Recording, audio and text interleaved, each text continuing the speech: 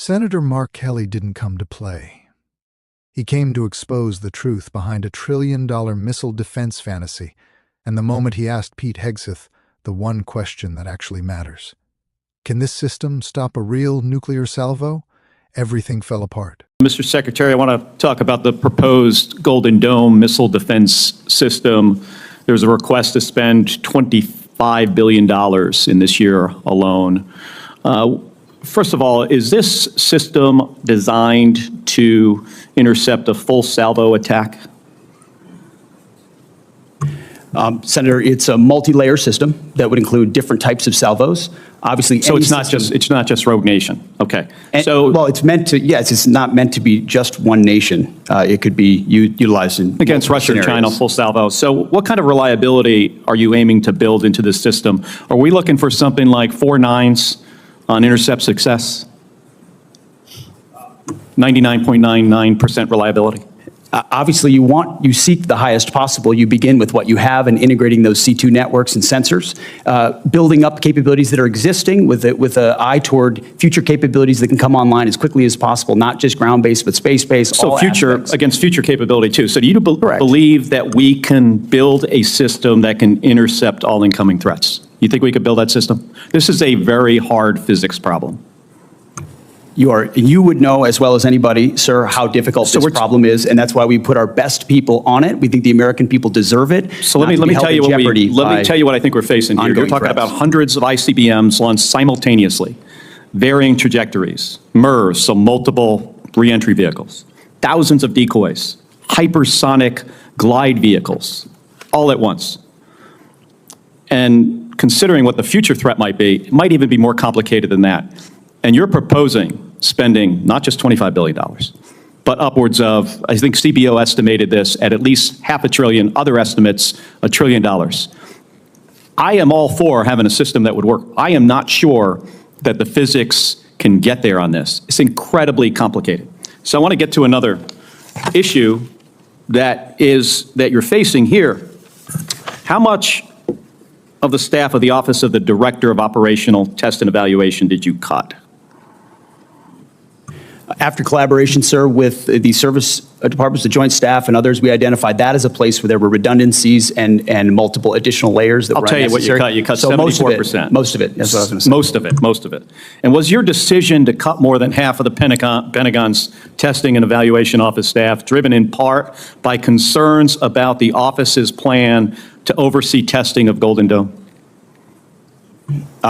The concerns were not specific to Golden Dome, sir. It was years and years of delays unnecessarily based on redundancies in the decision-making process that the services, COCOMs, and the Joint Staff, together with OSD, identified as a logjam that was not helping the process. To get the reliability we would need, you need something that's at 4 nines, 99.99% reliability, with all these challenges.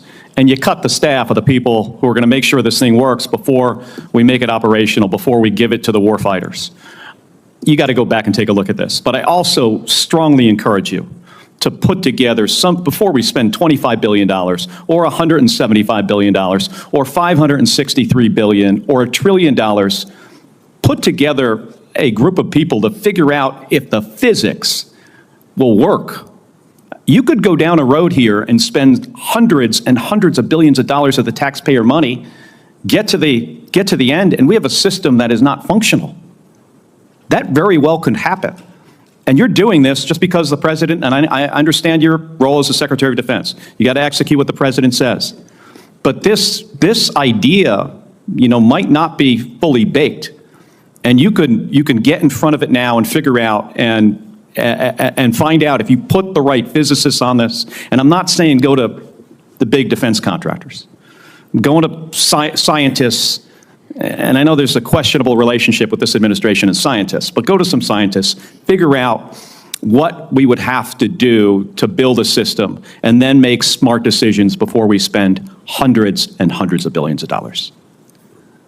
Senator, we're doing that, leveraging existing technologies and not premising the project on aspirational technologies, what we can actually do and would welcome. Well, $25 billion in the first year is a lot of money. That's more than just figuring out if we have the ability to build a system that can handle a full salvo threat, hypersonic glide vehicles, MERS, thousands of decoys. Thank Thank you, Mr. Thank you, Chairman. Senator Kelly. Senator Sheehy. Senator Mark Kelly didn't walk into this hearing to spar. He walked in to detonate a reality check. Reality check aimed straight at a defense proposal that sounds bold in a press release, but collapses the moment it meets actual physics. And watching Pete Hegseth defend the Golden Dome missile defense plan? It's like watching someone insist they can build a ladder to the moon if you just hand them another $1 trillion. Kelly starts with the softest pitch imaginable. Can this system intercept a full salvo attack? Not one rogue missile, not a test dummy, a real nuclear barrage from Russia or China. Hundreds of ICBMs, each carrying multiple warheads. Thousands of decoys, hypersonic glide vehicles zigzagging at unpredictable angles. All hitting within minutes.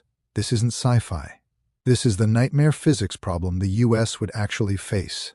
Hegseth answers with political fog, talk of multi-layer systems, integration, leveraging capabilities.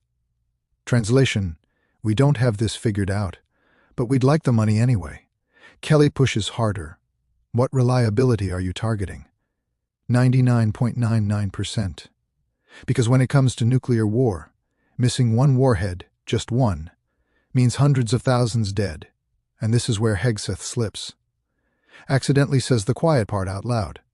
This is a very hard physics problem.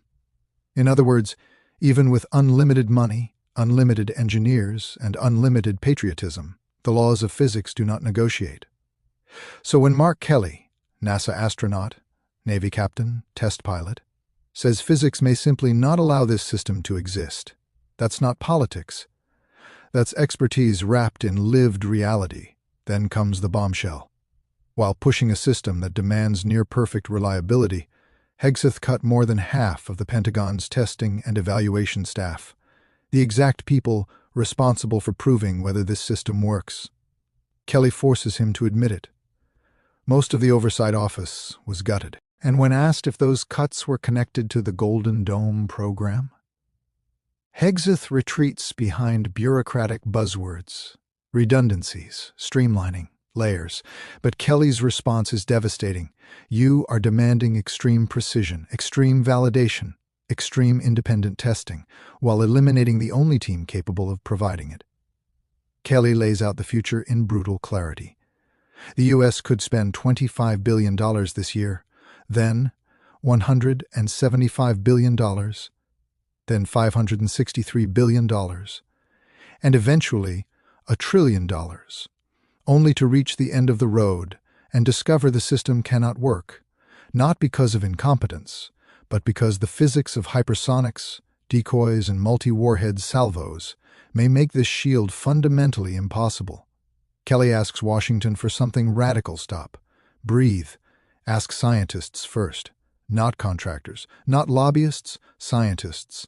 Because if the science can't support the mission, then the mission is nothing but a $1 trillion hallucination. This exchange exposes the real danger of the Golden Dome plan. Not the cost, not the complexity, but the possibility that the administration is sprinting toward a mega project with political pressure and zero scientific foundation. Kelly's warning is blisteringly clear: get ahead of this now, or burn a colossal mountain of taxpayer money, only to watch a $1 trillion shield fail in the one moment it is needed most.